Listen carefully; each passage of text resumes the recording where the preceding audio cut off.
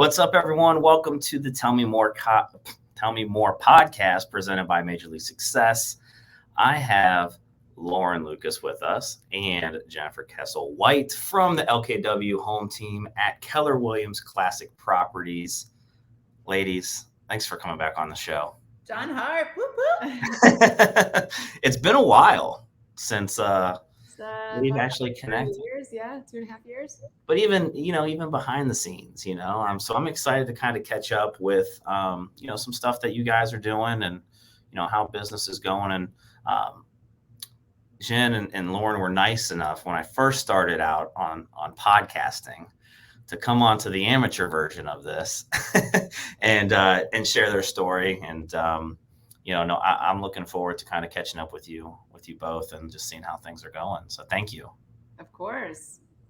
Let's dive in. All Growing right. up.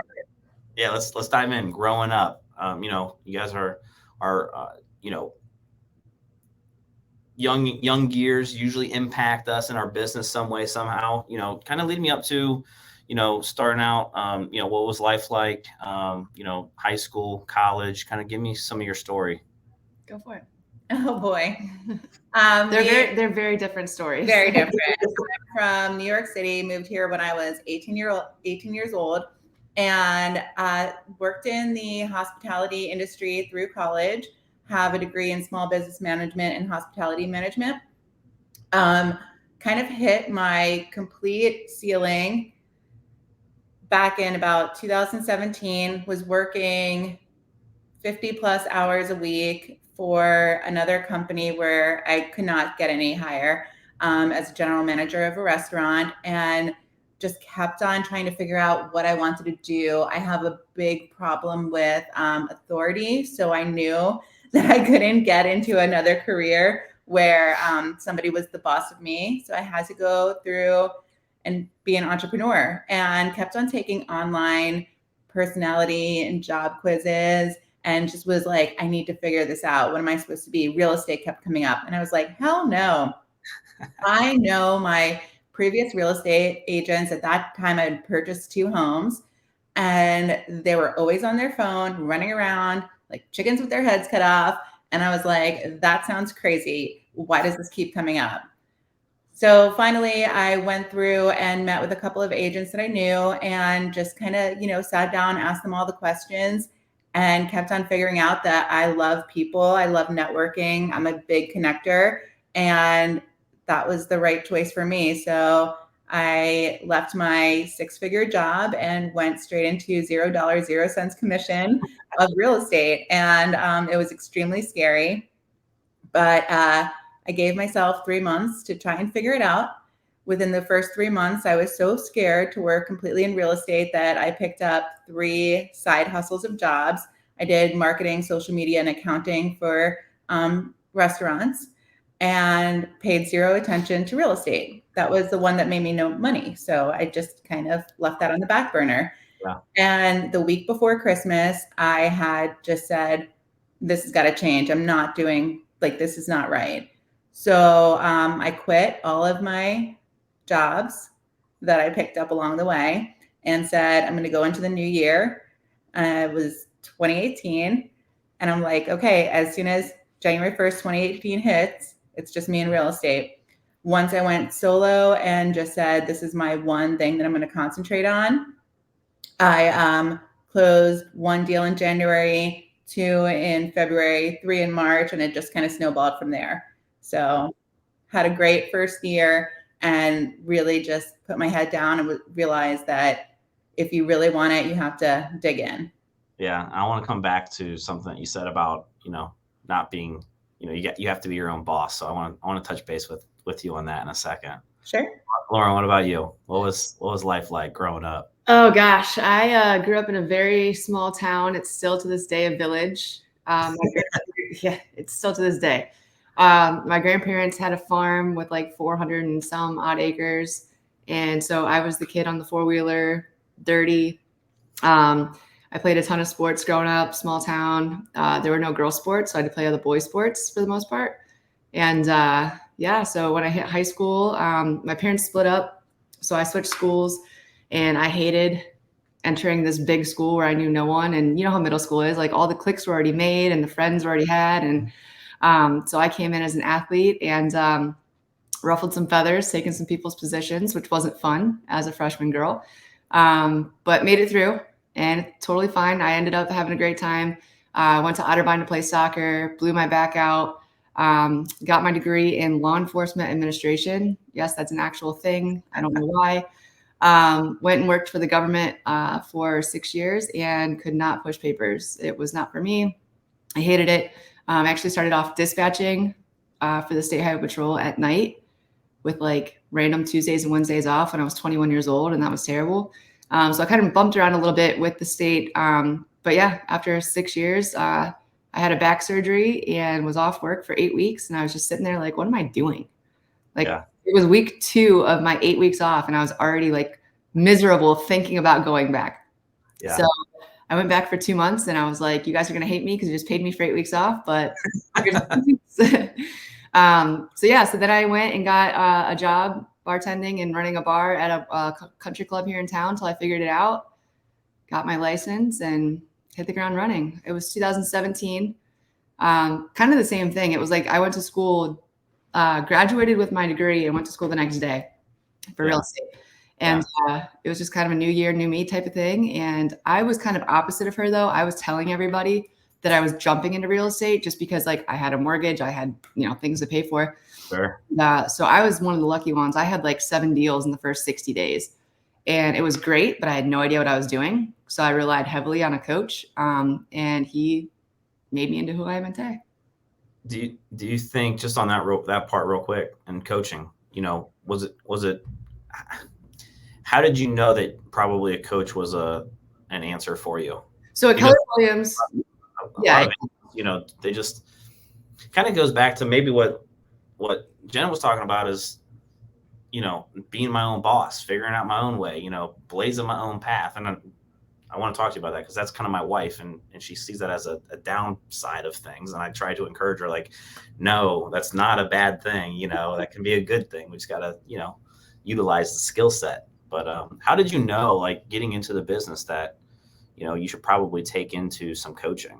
We both had the same coach, and he literally, he was amazing. Because everybody knows you get your license in real estate, and it's like, congratulations, acreage, math, legalese that you're not supposed to know. But what are you doing next? How do you hold an open house? How do you open a Supra? Right. How do you show a home? Nobody knows that. Right. And that's where it was like, you're just left in the dust as a new agent of like, congratulations, here you go. And I think that's why so many fail, is because they don't have the proper tools and knowledge to show a home. And real estate is literally your biggest purchase or sale in someone's entire life. It's so serious. And we're just not taught how to do the things that get us to the next step. Right. Yeah. So for us, Keller-Williams, when you're a new agent, you have option for the first year or X amount of transactions. And the cool thing about how they have it set up is you pay your coach at closing. So it's not like you're paying $1,000 a month and taking on this huge burden. Right. As a new agent, you pay them at closing. So just showing up, sitting in the classes, asking how to write a contract, things like that was something that, for a free service up front, I was like, why wouldn't I, but also like going back to my sports days, like Kobe Bryant, when he was at the top of his game, had a coach. What makes me think I need a coach? You know what I mean? Yeah. So that was kind of just my mentality on it, was I got to figure this out. And instead of reinventing the wheel or trying to figure it out myself, why don't I just follow the path of the people who have proven to be successful?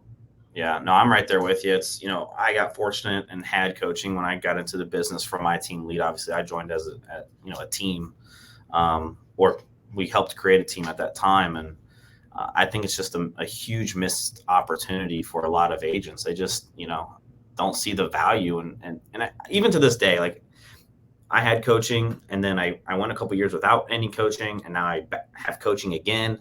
And I tell agents, it's not always about just increasing production count. Sometimes it's about the connections and the other people that you meet. Right. If they can help you grow as a person, you're going to be a better entrepreneur anyway. I'll tell you, Jon, we have a business coach that we went to real estate specialist coaching, and now we just brought into a full-blown business success coach.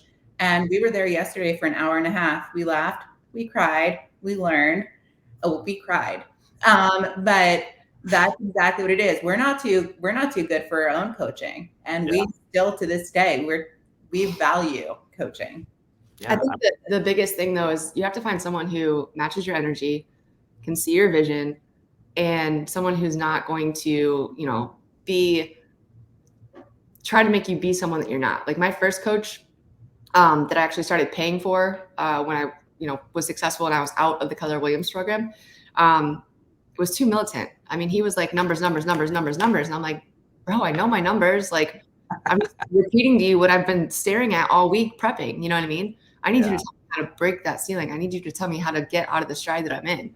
And then our next coach that we had together, she was fantastic. She was a visionary. She helped us build our org chart. But when it came time to, okay, the org chart's built, we know our next steps, there was nothing more challenging. There was nothing more, that she could give to us in that moment. And it's no fault of any coach that we've ever, had to break up with. It's just at each point in your career, in your life, you need someone that's a little bit the next level of the challenge. Next level, yeah. And so once, we got to that point and I said, Lauren, this coach has given us what we needed. Time to move on. Now it's time to level up to the next coach. And that's what we did. So, yeah. No, I think that's awesome. And I always tell people, everyone should have a coach. Everyone should have, peers, that are on the same path as them, where they're currently at in their business. And I think that everyone can coach someone to get to where you're at. Right. And I truly believe in those three things. In order for you to get to those next levels, I think you need all three of those, And I think the thing that a lot of people don't do is you got to do what your coach tells you to do. You can't just say, I have a coach. You got to do what they're telling you to do. The accountability piece. Most people say they want it, but they don't want it. They don't want it. They don't want to do what it takes to get it. Yeah. Yeah. And I always say, surround yourself with, there's been so many opportunities that myself and Lauren have had to do things. And I say, surround yourself with 5 people that are smarter, better, more successful than you. I want to be the least successful person in the room, purposefully. And, opportunities come and I've looked and I said, these are my peers. They're not where I want to go. They're where I am. So no, I'm not going to take that on. Instead, I need something that's going to be challenging to me, that's going to make me scared, nervous, and I don't want to disappoint. And that's when I know that that's where I need to go. Yeah. Jen, you mentioned that, through your previous, career and you found out that you are the person that needs to kind of lead, right? Kind of be your lone wolf. Did you always have that, or was that just something that as you went through your career, it just kind of became that? Because like I mentioned, I was talking, Anna and we talk about this all the time. She is that individual. I'm the opposite, right? Like typically I need to be on a team, right? Could I lead a team? Yes. I just don't want the responsibilities. But, for her, she always just thought it was like a negative. And I'm like, it's not a negative. It's just understanding who you are and how you operate. Right. And I'm curious to kind of, how did you get to that point? So I know that I am a fight the system, damn the man kind of girl. I've always been that way. And even I can look back in my past where owners of businesses are just like, Jen, this isn't right. And I'm like, no, this is right. I'm right. I'm going to tell you and prove to you that I'm right. And if they tell me no, then it's my biggest goal in life to show them that I was right. But I took the DISC test, Tony Robbins DISC test, which I'm sure a lot of people take. And I came back with a 99.9% D, high D. And that's just the dominant. And She's taken it 6 other times and she can't get less than that. I keep trying to take it to see if I can change it. I can't change it. I've met one other person in existence that has the same score that I do. And it's just that I know who I am. So that kind of led me to say, I know that I can't someone cannot tell me my rules, which also makes us great team leaders. The reason that Lauren and I came together, and you have to know your role. So Anna knows that she's dominant. Well, Lauren is the complete opposite of me. And when we went to career visioning, that's how we became a team together. We were both solo agents. We were both in the LGBTQIA community. We both have the same kind of group of friends, and we were each other's almost competition. Yeah. And we absolutely were. Because I was having drinks with one of my clients on a Friday night, and she put her in contract on Sunday, and I was like, what the hell just happened? And I said, follow up, baby. And I was like, you've got to be kidding me.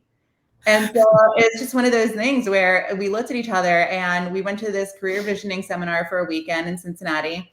And they said, write everything down that you absolutely are super passionate about with real estate. And then write the things down that you don't like necessarily love, but you know you have to do. So we wrote those down, and Lauren's were everything I disliked, she loved, and everything I loved, she disliked. And I looked at her list and I looked at my list and I said, oh shit. That day there was a tornado warning at the hotel.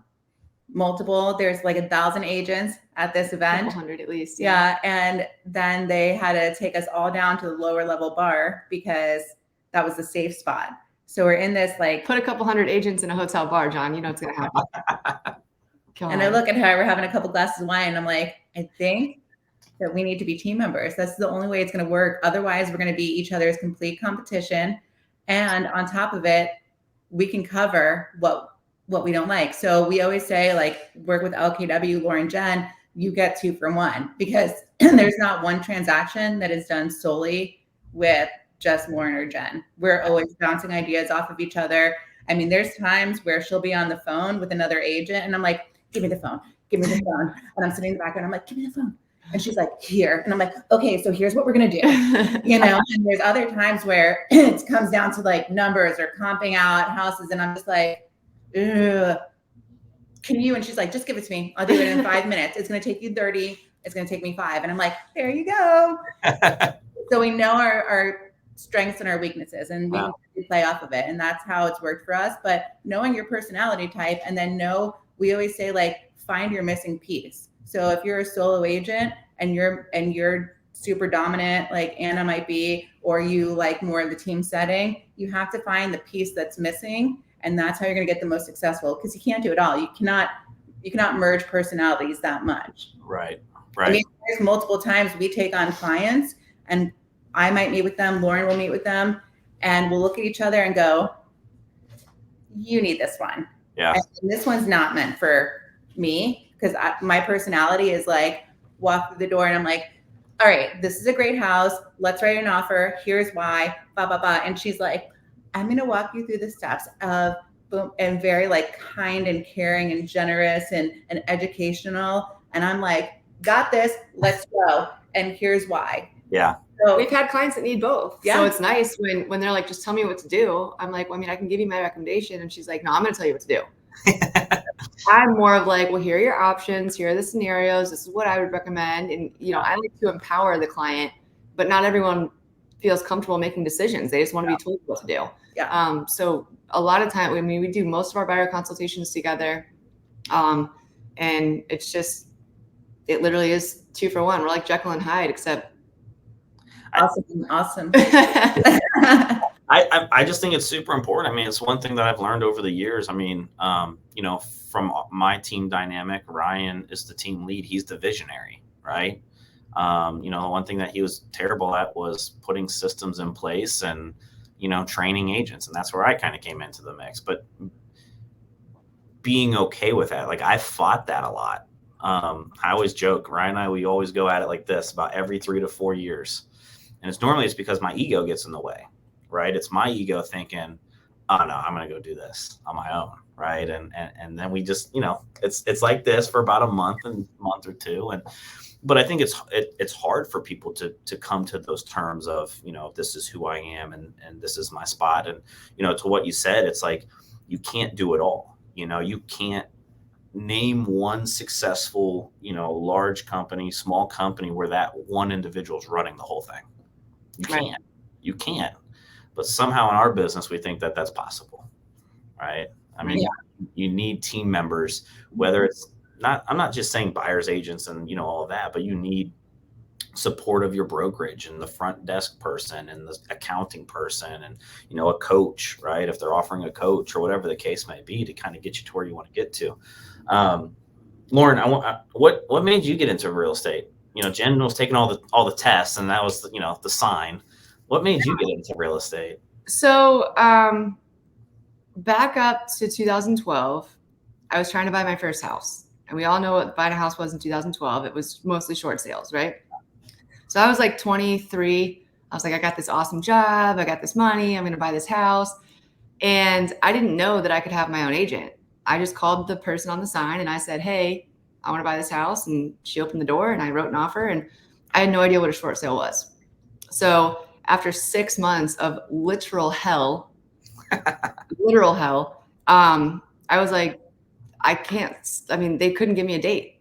They were like, well, the bank needs to do this and the bank needs to do that. And they couldn't give me a date. And I was like, well, I'm literally going to be homeless if I can't move in. And so I terminated the contract. And I was just like, what happened? Like, why? I didn't get my earnest money back. I couldn't understand why. I had no idea why the bank wouldn't let it go or what the price. They tried to increase the price by like 20 grand from my offer after it was already accepted, like all these different things.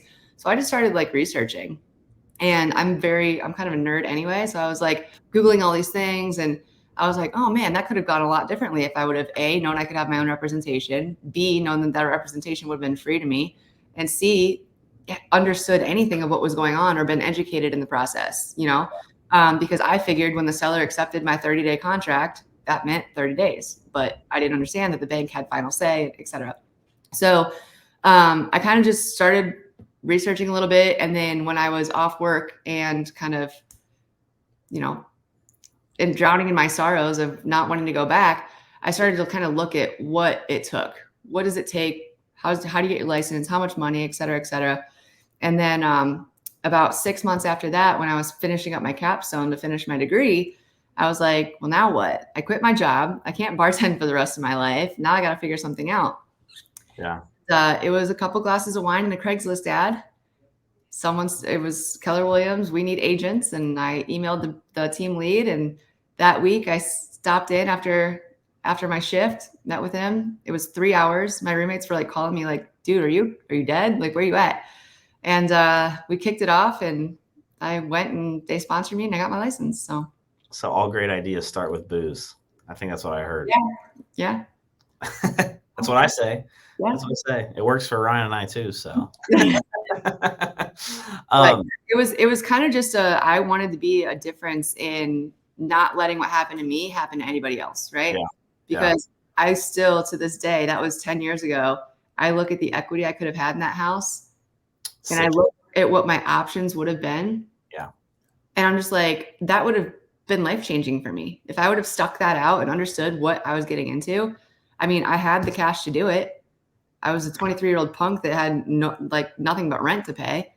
Yeah. And I'm looking back and I'm like, I would have 6 figures easy in equity, which could have been life-changing. I mean, thankful for me, I'm a business owner now, so I am not living paycheck to paycheck. But for someone who's in a $50,000 salary capped out, that would have been too, life-changing for them. So yeah, no, I mean, you're spot on. I mean, back then it was so hard with short sales to kind of give someone an idea of it could be 30 days, it could be 8 months, it could be a year before we get it was the Wild Wild West back then, know. And it's crazy that there's a lot of people that get into this business as a licensed agent that had a terrible experience with their agent. And, I just sat down with one today and that's why she got into the business. 3 different experiences with 3 different agents throughout the course of buying and selling real estate. And she's like, I can do better. Well, and the best part is, I mean, I'm obviously not going to say this person's name, but she's written offers on some of my listings. And every time it stings. And I'm just like, oh, I don't want to see her. You cost me 6 figures. No, I think he was a young agent at the time too. So I don't know, but it was just so frustrating. So. Yeah, no, totally understand. Now, what made you both, I guess when you made that decision, you both are leaving, great careers, right? Going from, salary or, a paycheck every 2 weeks to like, okay, let's get into real estate and let's go 100% commission. And obviously you guys kind of made it work a little bit, with other jobs and, filling in the gaps, but, supporters, doubters, were people thinking you guys were crazy? Tons of doubters. Tons of doubters. I mean, we both come from, like I said, different backgrounds, but my family, I love them. We grew up in New York City renting homes. I never lived in a home that we owned. My family always rented homes until, my mom and dad, who separated, bought their first home when I was in my 20s, and I bought my first home not far after. So just looking at that, and once I said, hey, I'm going to leave this and go into, even my supporters and my past marriage and everything was just very null and void. It was not there, but it's one of those things that you kind of just have to do. And especially with Lauren and I being solo agents, and I'd like to talk about that too, how we became a part to at some point get the team, but then grow a team. That was a whole different aspect as well. But you had doubters galore. Oh yeah. My mom thought I was crazy. My previous friends thought I was crazy. And it came to a point where I can remember like my first summer, right? I used to play Sunday softball and go to this bar that we all went to every Sunday. It was what we did. You have a couple of games, you go have a couple of beers, you go home. Yeah. And I quit the team because I'm like, if I'm going to be doing this, I got to do Sunday open houses, right? And I was doing like 2 on Saturday, 2 on Sunday, gone all weekend. And I can remember one time very vividly, I got done with an open house and I'm like, I'm going to stop by and say hi to everybody. And I was in a dress and heels with my name tag on, working. I was the laughing stock of that bar. They thought that it was a joke. They were like, oh, you're going to dress up, blah, blah, blah. I was like, what do you want me to drive home and change just to make you comfortable? And I never went back. That's so wild. And I can tell you on probably 1 or 2 fingers how many of those people I still talk to today.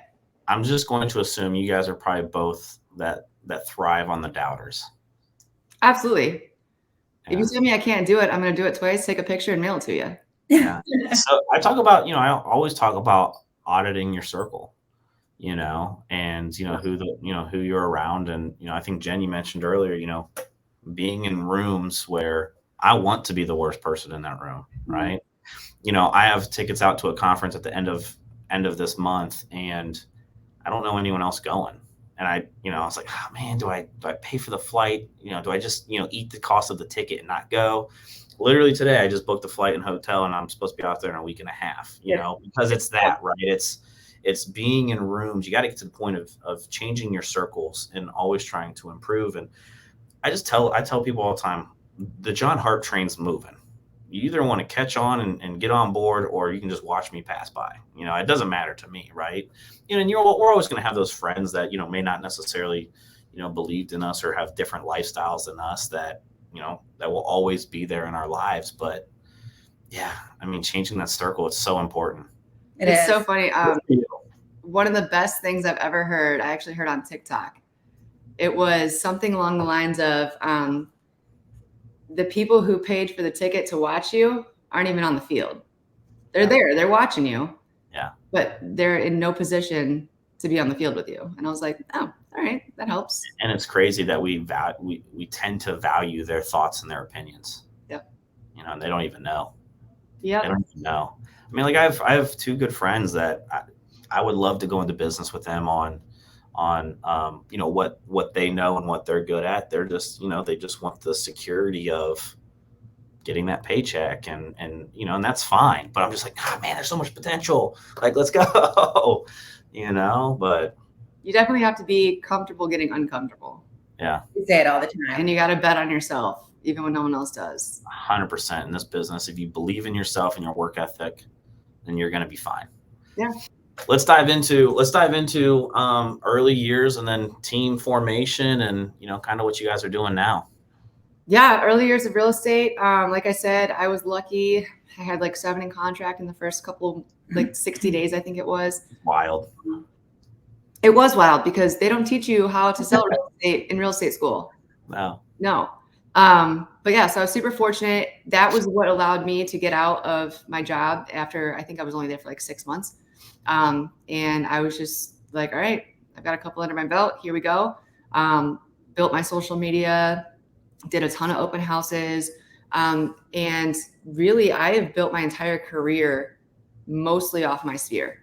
So I got licensed when I was 26.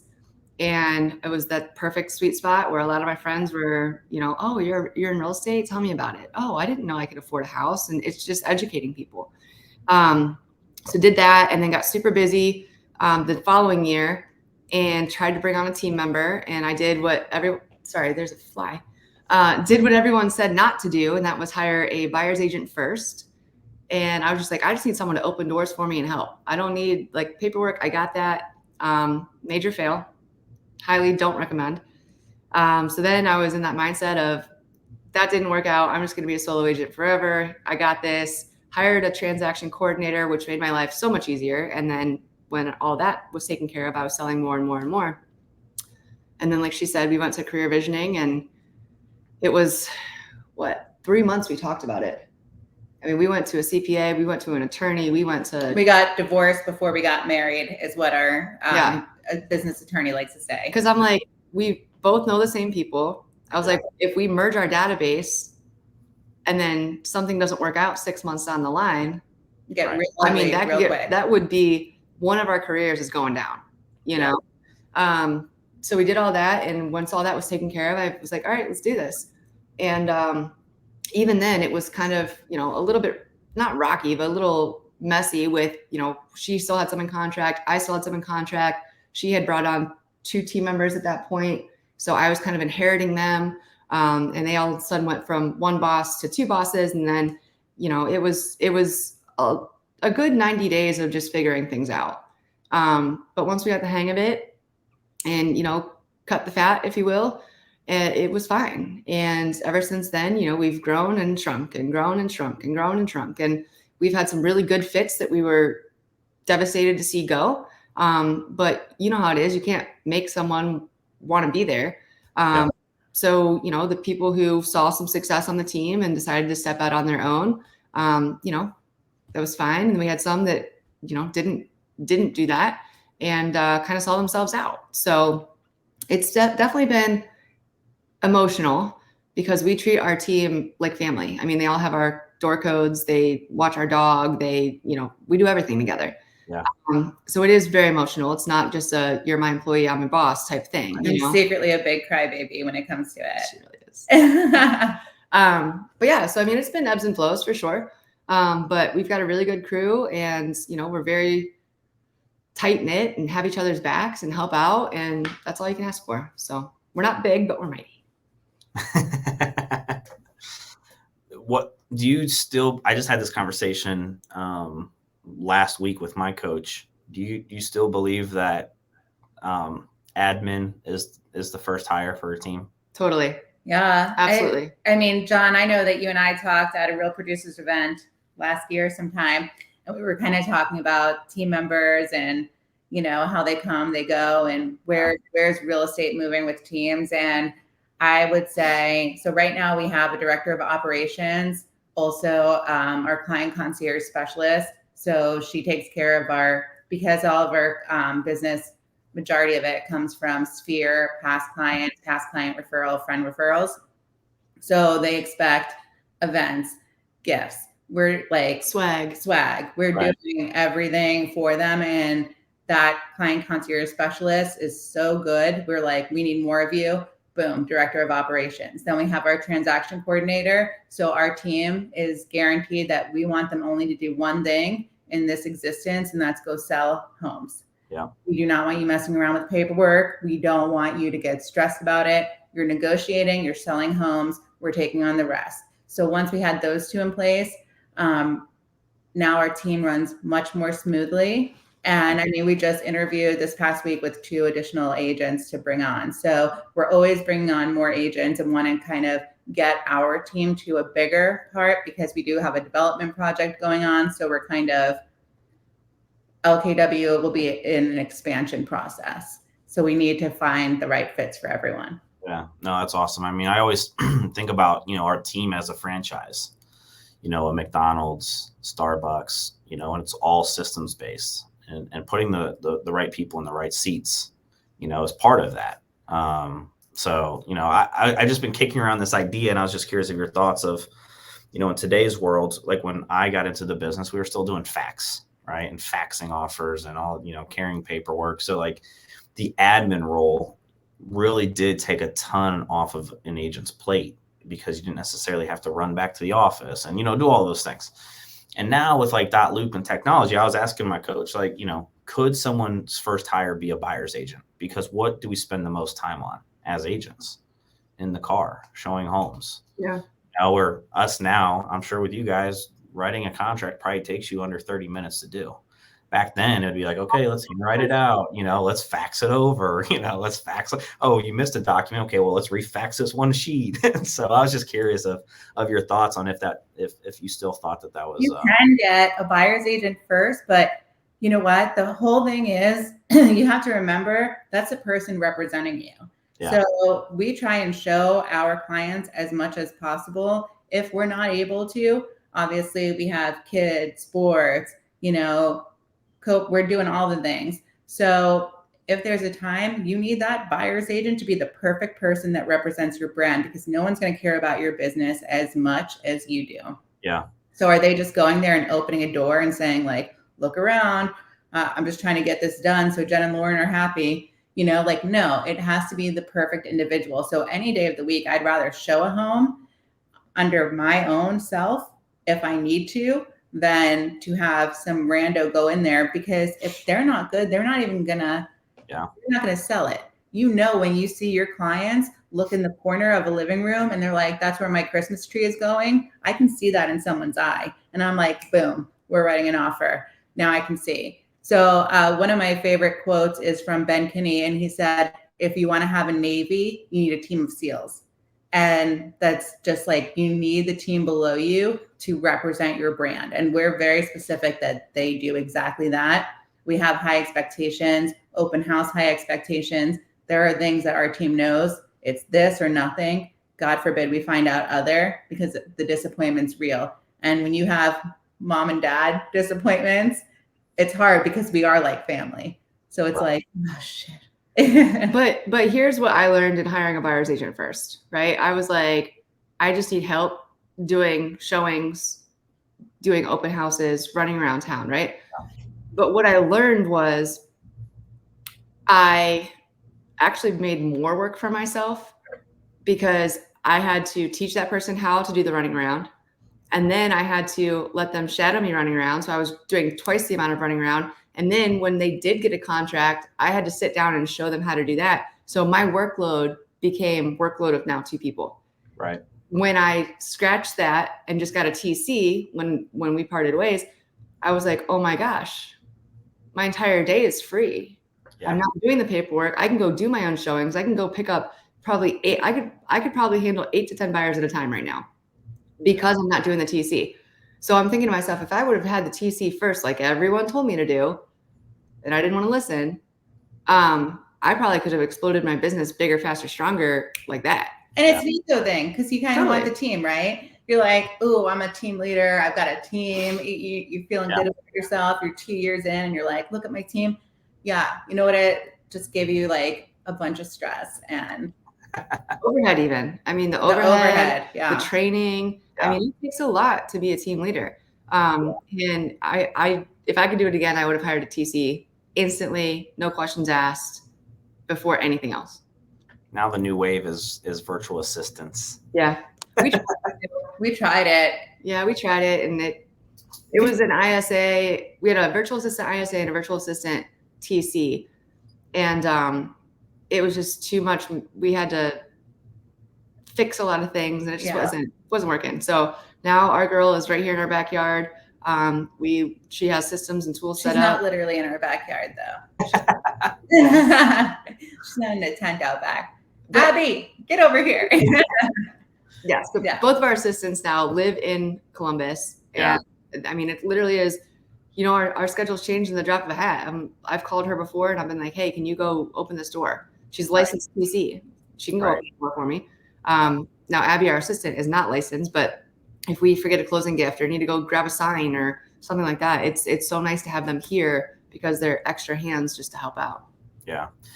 You spoke about two things. One thing that I'm learning, part of why I went and got a coach is I'm someone that likes to lead by an example.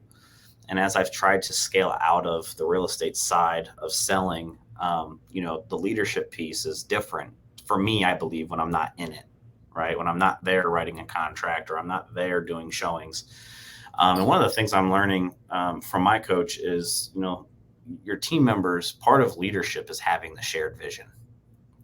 And if you're not talking about the vision, you're not sharing your vision, and your team members aren't on the same agreement with you of what this vision is, then that's where we have a lot of conflict within the team, right?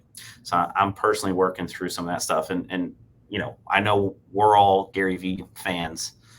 And the one thing I think about all the time that he talks about is, it's not their team. Why should they care more?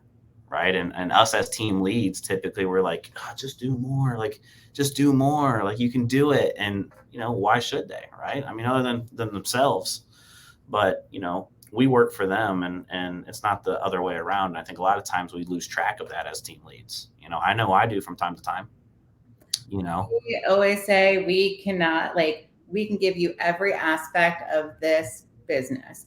We can teach you how to run your numbers. We can teach you how to show homes. We can teach you how to do buyer, seller consultations. We can give you every single thing. There's one thing we can't give you, and that's the drive. Yeah. For you to get up every day and say, today I'm going to go get business, and I don't know how I'm going to do it, but I'm going to figure out a way. So there's times where we look at our team members and I'm like, I want to strangle you right now because you're so close. Like, you can do it. And you're just missing one small thing. And it's the only one thing I can't give to you. Yeah. Like we just can't do that. So it is frustrating, but also it's just, that's the real life talk where you're like, hey, this one's on you, buddy. Like, yeah, you're the only one who can finish the next step. I'm going to start stealing that because normally I say there's only a couple things that I'll promise anyone that comes to our team or that's involved with me. But I say the one thing I don't promise is your success because that's up to you. Yeah. I can give you everything else, but now I'm going to add success and drive. Right. That's fine, John, as long as we're not going after the same agents. You're going to be like, I think I've heard this before. Right? Yeah. I heard this last week. Did you guys talk? We were having wine with the LKW Home Team and something weird happened. No, but that's why with our team, we talk about it all the time. We have this big development project coming up. We have public speaking thing. We're keynote speakers. There's going to come a day where we need to hand over a referral that comes into us. There's going to be a day where, if we're at a conference, I need to trust that someone can step up and be a mini us in that moment. So we tell them there's potential for you to become the CEO or to become the director of agents or to become, if you tell us in 5 years, hey, I want to move to Charleston, South Carolina. If you're a good enough agent, we'll fly down there and we'll start an expansion team for you. So there's a ton of opportunity, and we just try to remind them when we bring them on or, over and over as they grow with us, you got to earn it. If you come to me in 5 years, well, you're not going to be on the team in 5 years, but if you're not doing anything, I'm not going to spend the overhead on you. I'm not going to, take a risk on you. Right. You got to show me right now to build that foundation and build that trust. And then I'll give you the world. Yeah. That's awesome. Where do you guys want the LKW Home Team to be in the next year, 5 years? What's the goal? What's the vision? Well, I don't think we've told him, have we? Well, we always... What part? We have a development project we're working on that we are both investors in and the cornerstone agents for. It's a $2.6 billion project, and we have an executed LOI here in Central Ohio, and that is probably about 3 years out from completion. And when that one's done, we're starting another one. And it's just, in 3 years, we need to have another Jen and Lauren sitting in the betters. What's that called? Betters box? Wait, I don't know. On deck.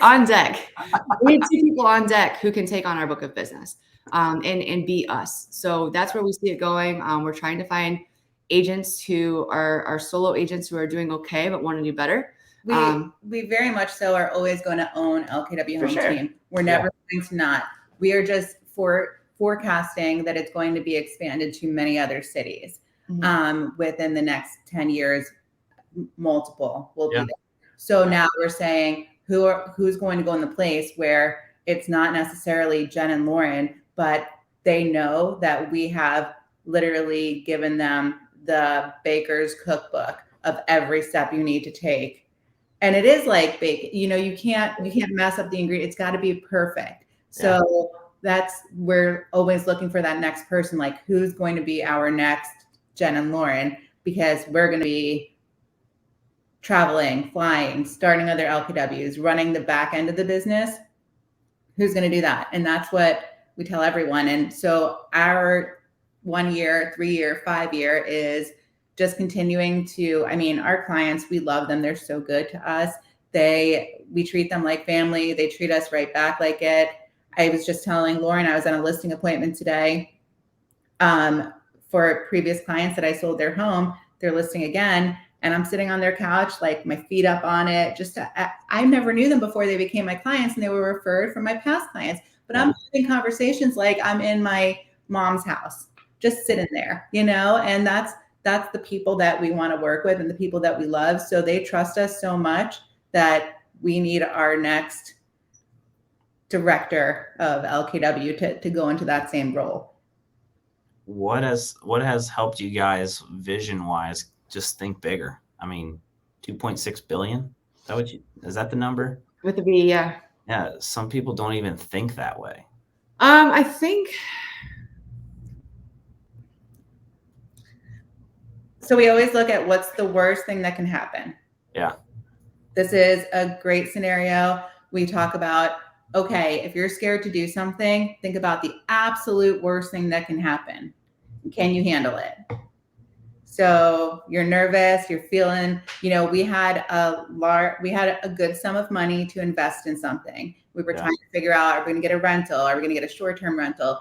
Are we going to, what are we going to do with this money? You really wanted Bitcoin. I'm glad we didn't do that. We were part of it was go to Bitcoin. We talked to our CPA, we talked to our business attorney. We said, here's the things we're going to do with our investment money. And they all told us to do everything except for what we did. We did the thing that they both told us not to do, which was invest in a company that this was 2+ years ago, that wasn't quite there yet. Yeah. Just starting. And, we had some terms, we had our business attorney write it up, and we were like, okay, worst case scenario, absolute worst, what would happen? We get our money back. Can we deal with that? Yes. Best case scenario, what would happen?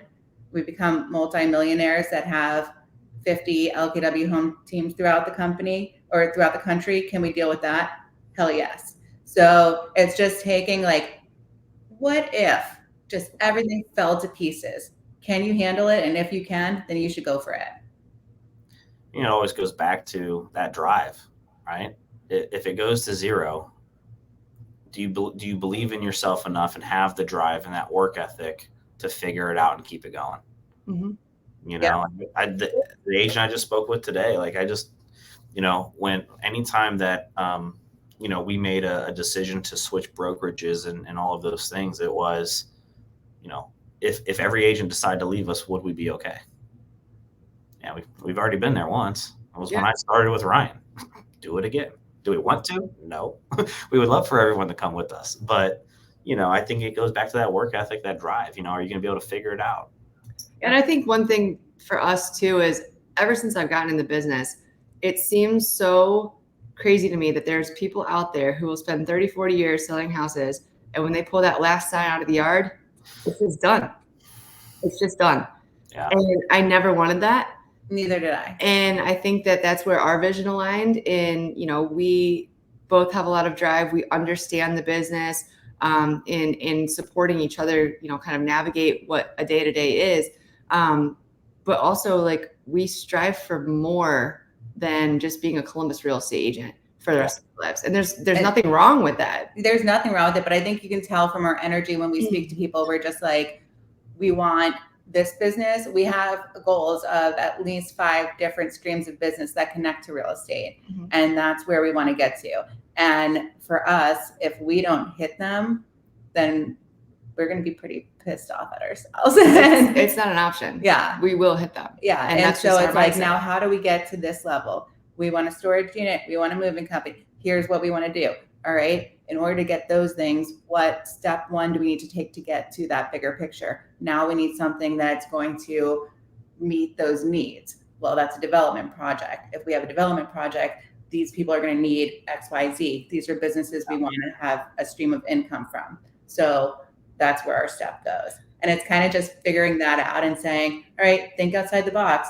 Everyone can say like, we would love to build our rental portfolio, but right now we have our funds invested in something else for bigger, different things. Great. Now on our side mind, we're like, and it's time to get back down to it where we invest money on the side because we do need to start getting some rentals under our belt. Right. And I think the biggest thing is just when we do retire, right? Right. If ever. I don't think we ever will, honestly, because we enjoy what we do. We're not going to be working every day. We're going to be running businesses because that's what we like it. We're passionate about it. Right. But I just want to have a day where, we can look back and be like, if we wanted to go to Greece for a month, we could.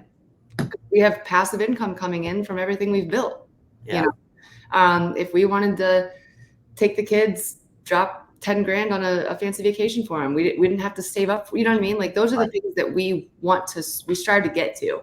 And then we have 3 nieces and 2 boys. So to build their future and saying, when they go to have a job, if they want to be part of the team, they have, one of them better take it over. Everything is already set up for the them. Kids write fake contracts. They do. They play LKW Home Team. They go on showings with us too. And it's awesome. It's so funny. Elliot went with me last weekend and he knows. He opens the door, he goes, flicks all the lights on, he sits there and he waits. That's so awesome. But yeah, and I think it is important too. We're teaching them work ethic. We're teaching them like, this is what it takes. When we do have a phone call and they're loud, we're like, guys, this is how we make money. Like we need you, you have to understand not everyone goes to a 9 to 5. Not everyone punches a clock. And when you own your own business, it's 24/7, 365 sometimes. Yeah.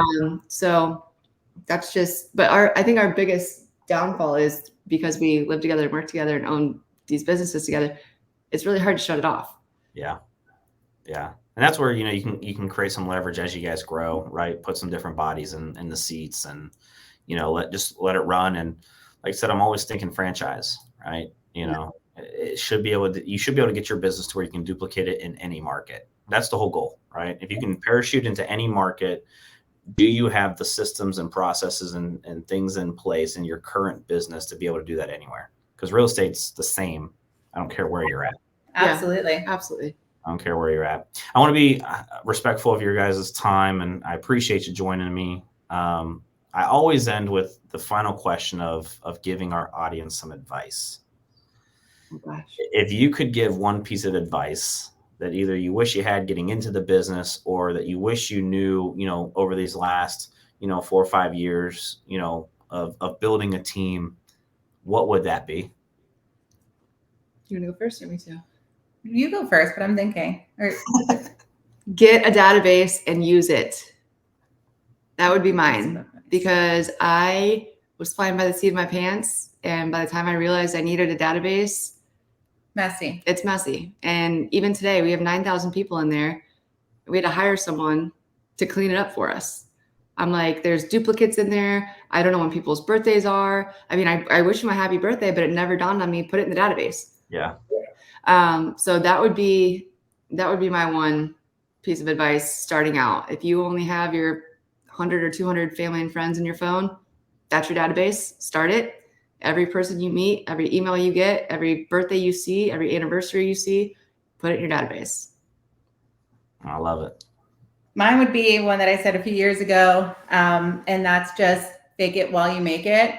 And every new real estate agent is going to say, I have no clue what I'm doing. We don't want you to fake it saying, oh, the basement looks fine when it's crumbling. But when I say fake it while you make it, show success where success might not be, show confidence where you might not be confident. So I want to see people go out there and use your office's listings, utilize the numbers from your office, make yourself look successful, even if you're not quite there yet, because once that starts rolling and people, Jen, I see you did this. Jen, I see, okay, good. I've established myself as a successful business person. Now people have trust in me. They feel safe and secure working with me.